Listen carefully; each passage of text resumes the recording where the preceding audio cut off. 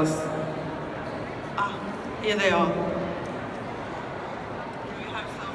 With her many books, Astrid Lindgren has given us unforgettable characters and unique stories. They are friends to return to throughout life.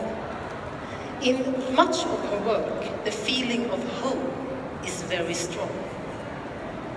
Either a home created by adults, like in the stories about Emil in Lönneberga and the children in Bullerby, or as in the books about Pippi Longstocking, a home created by a child and her imagination. In Nils Carlsson Pyssling, the items that we connect to home are incredibly big. A bath can be taken in a teacup, and a meatball lasts a whole day. Still, Astrid reminds us of what makes a home. Somewhere familiar, where we can rest and feel safe. Research shows that the simple practice of sitting on someone's lap and being read to enhances a child's experience of literature. To feel surrounded by warmth and love makes it easier for the little ones to be brave enough to take on a new adventure. I believe it is the same thing with a home. A home is a place where we can relax and feel secure. It is also a place to leave and come back to. Of course, today, my thoughts go to all the children fleeing from war, coming to new countries. Many of them are coming to Sweden. Finally, they might feel safe. But are they at home? No, that is something different. The Swedish author Vivica Sjögren explains this in an exquisite and beautiful way in her book, Om du skulle fråga Mischa, if you would ask Mischa. With colorful pictures and few words, she gives the reader a nuanced story of feeling, of fleeing and finding a new home. And she does it from a child's perspective.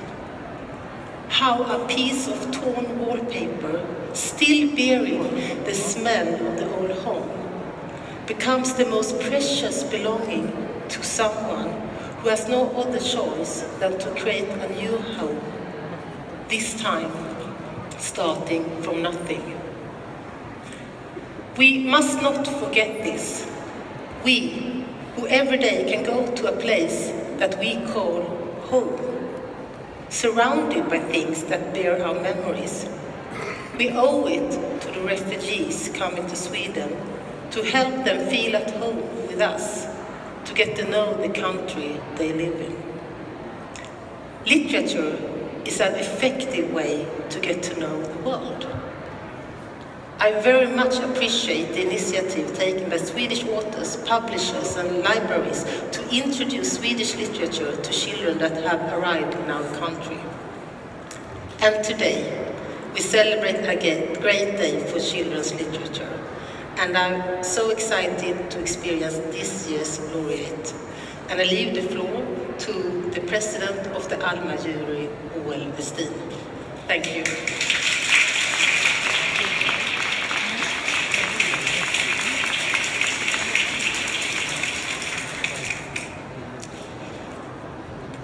Thank you very much.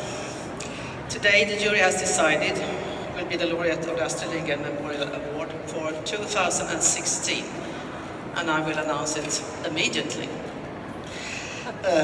Litteraturpriset till Astrid Lindgrens minne år 2016 har tilldelats författaren Meg Rosoff. The laureate of the Astrid Lindgren Memorial Award 2016 is the author Meg Rosoff. And now I will read the arguments for the jury. First in Swedish and then in English. Meg Rosoffs ungdomsböcker talar till både känsla och intellekt. På en gnistrande prosa skriver hon om människans sökande efter mening och identitet i en besynnerlig och bisarr värld. Hon lämnar aldrig läsaren oberörd. Ingen bok eller andra lik i detta modiga och humoristiska författarskap. Och på engelska, Meg Rosoff's young adult novels speak to the emotions as well as the intellect. In sparkling prose, she writes about the search for meaning and identity in a peculiar and bizarre world. Her brave and humorous stories are one of a kind. She leaves no reader unmoved. And now we will listen to a telephone call, and after this call I leave the floor to Maria Lassén-Seger, who will present the laureate. Thank you.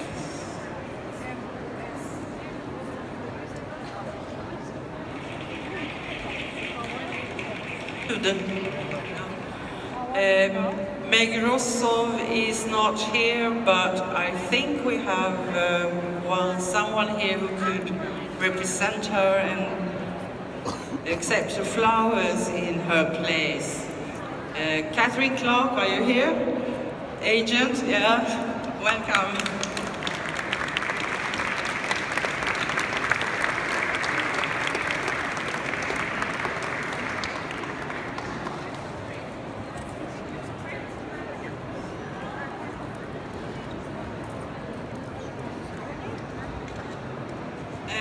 Katarina Kiri will now give a presentation of Meg Rosoff's work, but if there are any of her editors in the audience, please make yourself known afterwards.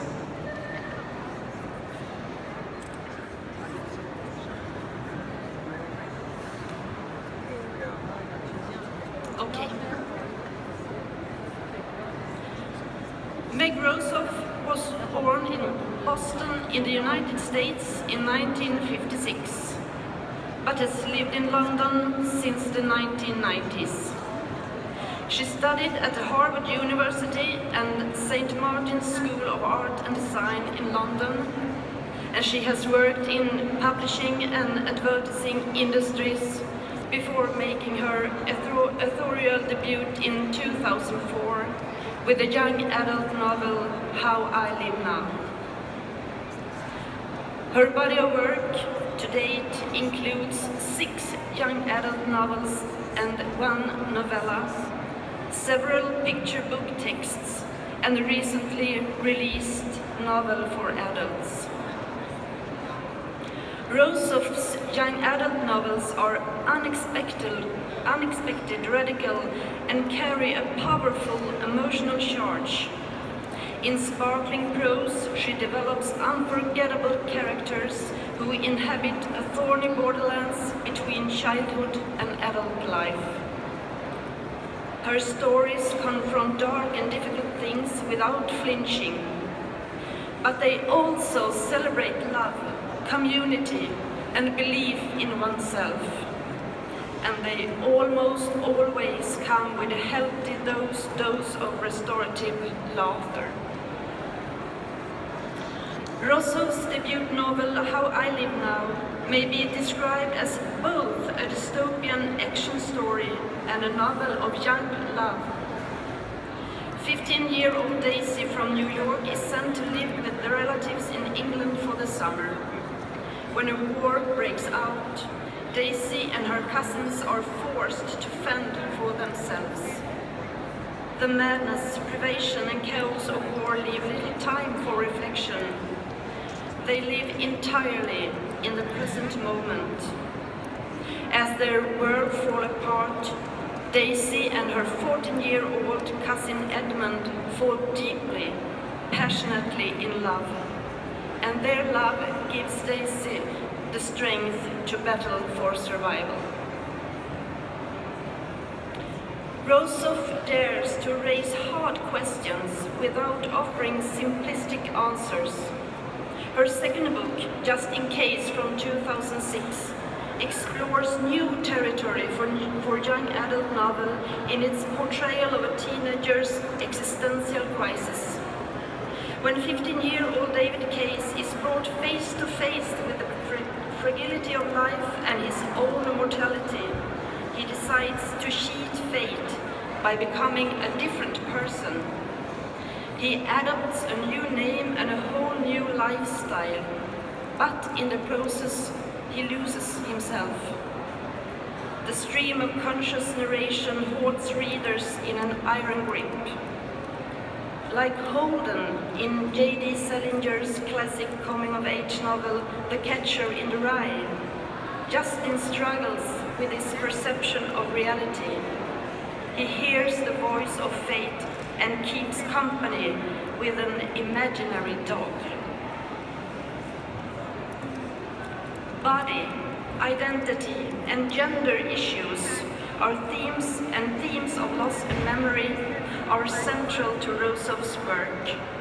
Her third novel, What I Was, from 2007, is a complex, retrospective narrative that may be read as a story of love and liberation, but also as an examination of a wound past and difficult crossroads in life. Set in the 1960s, it features a 16-year-old narrator who has been expelled from 2 boarding schools before arriving